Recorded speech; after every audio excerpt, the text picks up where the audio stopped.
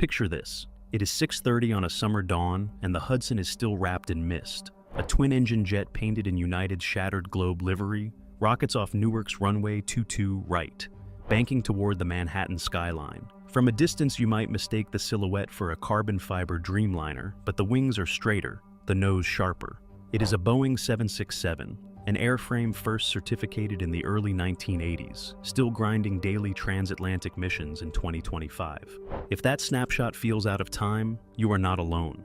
Most global carriers, from American to Austrian, have parked or ordered replacements for the type. Yet, United not only flies the jet, it owns the largest active passenger 767 fleet in North America, with dozens of frames crisscrossing the Atlantic every week. Every dawn departure from Newark or Chicago poses the same riddle. Why is the world's biggest airline by mainline fleet still betting on metal that first flew when cassette tapes were cool? Start with slots, because at Newark they are runway gold. The Federal Aviation Administration has capped the field at no more than 56 movements per hour for the summer 2025 season, part of a construction-era scheduling order the agency issued in May. Lose a slot, and you may never get it back. So, scarcity flips the usual fleet planning logic. Instead of chasing pure fuel burn, United chases maximum margin per takeoff roll. On paper, a next-generation Boeing 787-9 can carry 257 seats in United's 4-class layout. The most premium-heavy 767-300ER seats just 167 souls, but squeezes 46 Polaris lie-flat pods and 22 Premium Plus recliners into a fuselage no longer than a single-aisle jet. United is not playing an arm wrestle of seat totals, it is playing chess with yield. A smaller cabin crammed with high-fare seats can out-earn a bigger cabin, stuffed with discount economy if the route's demand curve tilts toward business travel. Cargo sweetens the deal. Twin underfloor holds accept 7 LD2 containers plus bulk room, roughly 10 metric tons of express freight that pay year-round bills even when leisure demand softens. Suddenly that old airframe looks less like a fuel penalty and more like a slot-sized profit scalpel. United aims the blade at so-called long, thin city pairs. Think Newark to Edinburgh or Washington to Lisbon, where 80% of revenue rides up front and where adding frequency is impossible without nudging the airport into gridlock. Until a lighter, equally compact wide body appears, the 767 remains the perfect tool for a very particular cut. As you watch the jet slip east toward the North Atlantic tracks, ask yourself, if rivals are spending billions on composite fuselages and ultra-high bypass engines, what secret dividend does United see in aluminum that debuted 4 decades ago? The answer starts with slots but runs much deeper, into depreciation schedules, hangar bays, and maintenance spreadsheets. That is where we are headed next. Step inside United's hangar at San Francisco Maintenance Base just after midnight. Fluorescent floods bathe a 767-300ER as its Pratt & Whitney PW4000 engines cool to a metallic tick-tick-tick. On the mezzanine catwalk, a technician holds a borescope the length of a fishing pole, angling the fiber optic tip into the high-pressure turbine. United is not waiting 6 weeks for a third-party shop slot in Singapore. It is doing the inspection right here, tonight, under its own roof. That single choice, vertical control of heavy maintenance, is the first lever that keeps a 4-decade-old design printing money in 2025. Look at the ledger. Nearly every United 767 rolled off the Everett line between 1998 and 2002. The airline bought many outright or has since paid off the loans, so the book value is now close to scrap metal. A new 7879 lists north of $350 million, even after standard discounts. Accountants call that capital cost. Pilots call it mortgage. United's vintage twin owes nobody a dime. The only big checks left are fuel, crew, and upkeep. And upkeep is where the airline bends the curve. Because United owns the iron, it also owns the parts pipeline. Retired sister ships in Victorville become donor hearts and lungs, slat tracks, pressure bulkheads, even entire landing gear trunnions. Smaller items come straight off a bank of fused filament 3D printers at the materials lab in Houston. EASA-approved plastic trim that would otherwise take 6 weeks to arrive from a legacy supplier.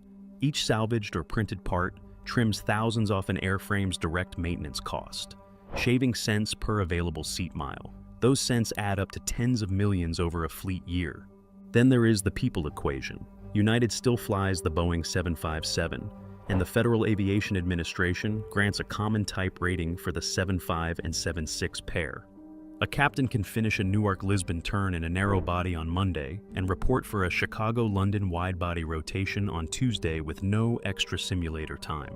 Scheduling loves that flexibility. One seniority list, one recurrent training syllabus, no whiplash in crew planning software. Rival carriers swapping to Airbus A321, NEO-XLR, and 787 families need separate pilot pools, which means buffer staffing and higher fixed costs.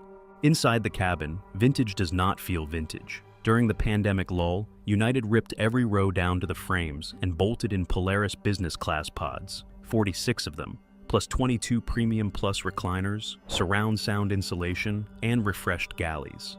Corporate buyers chasing flatbeds from Wall Street to Edinburgh suddenly see a timeless silhouette hiding a 21st century apartment. Yield follows perception. A 40-year-old wing box does not matter when the seat shell streams Netflix at 35,000 feet. Remember 2020 when international borders slammed shut? Wide bodies across the globe went into storage deserts.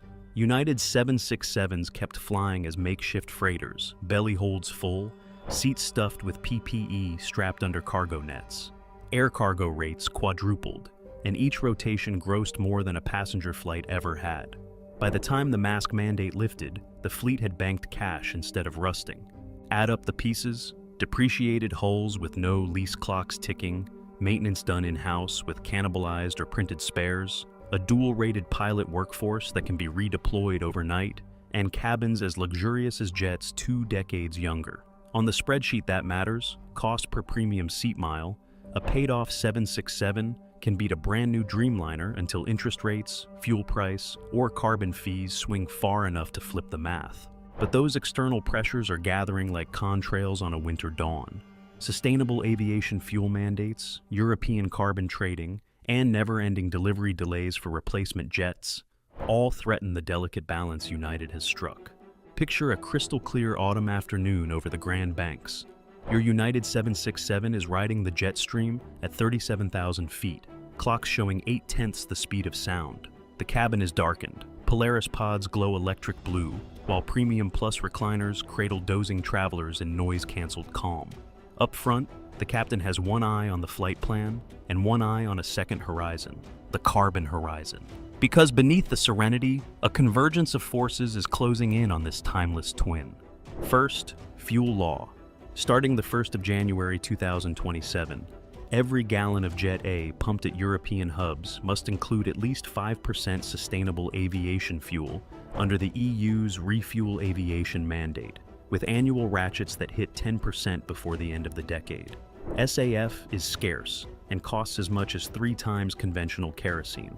A lighter composite Dreamliner drinks less of the pricey blend, but the 767 will pay the full premium on every pound it burns. Next, carbon cost. Flights touching the European Economic Area fall under the bloc's emissions trading scheme. The certificate price hovers near $100 per metric ton and shows no sign of softening. Multiply that by midlife fuel burn, and the toll per Atlantic cycle creeps into 5-figure territory. United can hedge fuel. It cannot hedge the politics of carbon. Add the widening scope of ICAO's CORSIA Phase 2, now covering nearly every international sector, and the ledger strains further. The obvious escape hatch is fleet renewal, but the escape hatch is jammed. Boeing's 787 production line is still untangling quality control snarls, and United's stretched -10 variant lacks final FAA certification. Airbus's A321XLR, meant to inherit many long, thin city pairs, is delayed by additional wing tank fireproofing tests that push launch service into 2027 or later. Until new metal ships, the old metal must keep flying. Engine technology is another squeeze. Pratt & Whitney's geared turbofan issues on the A320 family dominate headlines, but insider whispering has Pratt considering an early sunset for fresh PW4000 parts production. United's component harvest strategy works today. 10 years out, life-limited rotating hardware may join ivory and mahogany as commodities more valuable than the vessels that carry them. Then there is the wild card, a still sketchy Boeing new mid-market airplane concept, call it 797, that promises twin-aisle comfort with single-aisle economics. If Seattle greenlights a launch before the decade end, Wall Street will demand United buy-in, instantly eroding any residual value in its 767 hulls. The clock would begin its final spin. All of this raises a binary question the flight computer cannot solve. Is United's stubborn commitment to a Reagan-era jet a masterpiece of capital discipline, one last squeeze of fully depreciated assets while new technology gestates? Or is it procrastination that bets shareholder value on regulators blinking first? Touchdown offers no verdict. As the wheels kiss runway 04 left at Lisbon, reverse thrust blossoms and spoilers rise. Passengers file off into Portuguese sunlight, unaware they may have just stepped off history's last sustainable chapter for this aircraft type. Or perhaps they have witnessed the dawn of a new hybrid era where mature aluminum meets synthetic fuel, algorithmic flight planning, and contrail avoidance routes, rewriting the airframe's destiny yet again. You decide. Genius bridge strategy or overdue farewell tour. Either way, every rumbling rotation of a United 767 now feels like appointment viewing. Because when these workhorses finally pull chocks for the last time, a uniquely versatile page in transatlantic aviation will slam shut, and you will want to say you were there to hear the twin Pratt turbines howl one final refrain across the ocean.